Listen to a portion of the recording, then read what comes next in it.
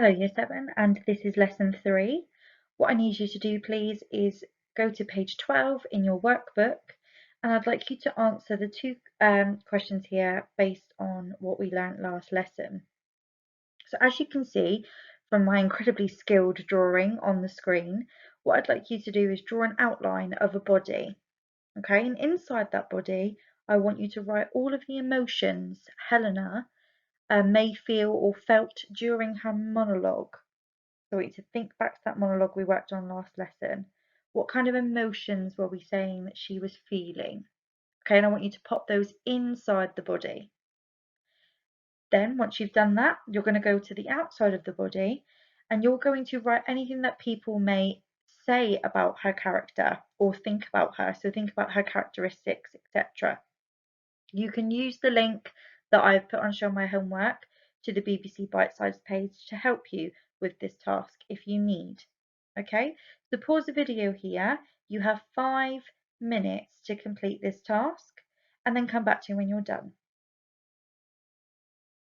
Okay, great. Here are our lesson objectives for today. I would like you to pause the video now and write these in your workbooks.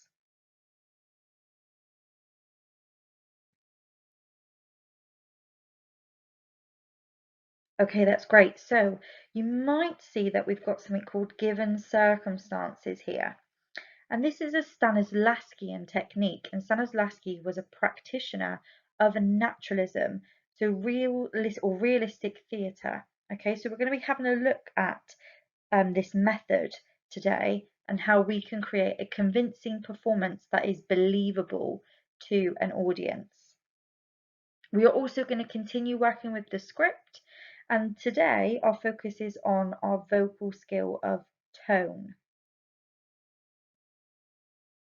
So the first thing I'd like you to do before we get into both of those lesson objectives, I would like you to continue on with your emphasis task that we started last lesson.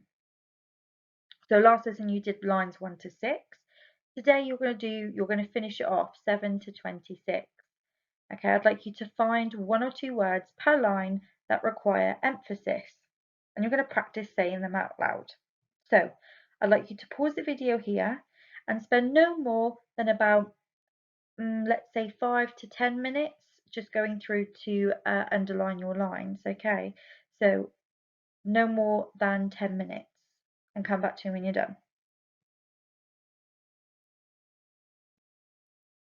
Okay, awesome. What I'd like you to do now then, please, is have a little read of that short paragraph on the screen.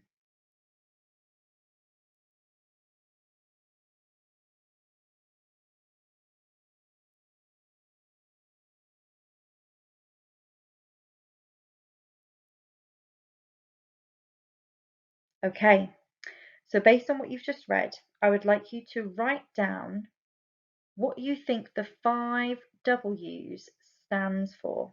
So this is how we break down given circumstances. Have a little think about what they might be.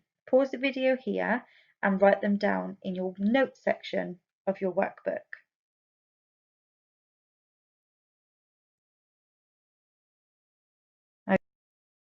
Okay, hopefully you've managed to figure out that it was who, what, where, when, and why. So we've got who is the character. So any information we've got about them, name, age, any characteristics that they own, who are they? What is happening in the scene? Where is the scene taking place?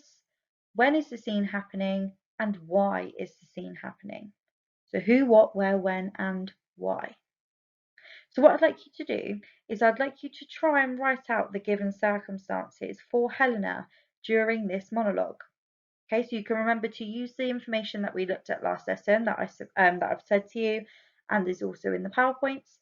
And you can also use that link that I've provided for you today for some extra pieces of information. So you're going to pause the video here, and you're going to write out, spend no more than 5 minutes on this. You're going to write out any information that you can remember regarding Helena in this monologue. Come back to me when you're done. Okay, so what I'd like you to do now then, please, is I'm going to show you my version of given circumstances for Helena in this scene. And you can steal some of my ideas if you wish, but you must add to your own notes in a different coloured pen. So here we go. Here is my given circumstances for Helena. Pause the video here, have a quick read through and add to your notes if necessary, and then come back to me when you're done. Fantastic. Now what we can do then is use the given circumstances to help us vocalize Helena's character. So I want you to think which tones of voice would suit Helena when saying her monologue. I want you to write out the ones you think are appropriate from my list that I have given you here. So I want you to go through the list, see which ones might be appropriate for Helena given the nature of the scene, and write them down in your notes section. For an extra challenge, think of some others that haven't been listed but are appropriate. You can add some of your own if you can. So pause the video here, pick out the ones that you think are appropriate, try the extra challenge, and then come back to me. Good stuff. Okay, so the ones that I've said are quite appropriate for Helena's character are the ones in bold on the screen.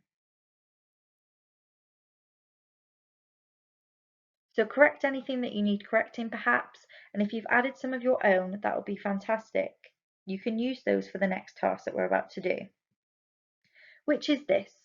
So you're going to now try and apply these tones of voice to the monologue, okay? So you're going to practice saying them out loud in the tone of voice that is appropriate. What I'd like you to try and do is vary your tone. So we don't want there to be the same, you saying the lines in the same way all the way through. Okay, so that's the note. You must refrain, so don't let yourself get into the rhythm of saying the same line the same way all the time, because it becomes very monotone and quite boring for the audience. So we want to keep them engaged. So I want you to try and explore different levels of perhaps volume, or you can use various different tones and rhythms, which is speed, so the speed of which you say your line, to help you create meaning. So what I'd like you to do is have a little go at seeing which tones would suit which lines. Okay, so you're going to go through your monologue, see how far you can get. I'd like you to try and get until from lines 1 to 10. That's where I'd like you to try and get to, between 1 and 10. You're going to explore the use of tone. Okay, you're going to do this practically, so you are going to be saying them aloud. Get to a point where you're comfortable. Do not spend any more than 10 minutes on this task.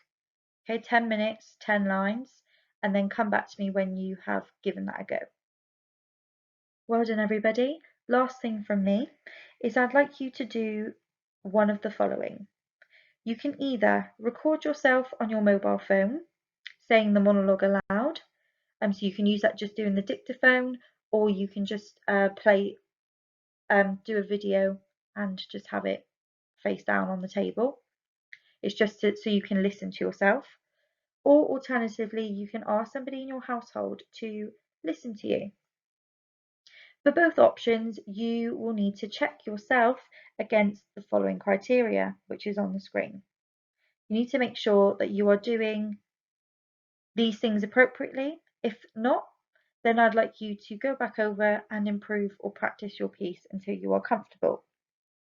So if you're getting feedback from a family member, perhaps you go back and practice it, do it again for them, and then they can say, yes, it's improved, or vice versa. They can say, no, you still need to improve on this. If you're recording yourself, you can go back, work on your craft, and then record yourself again, or just record that one section to make sure that you have improved it.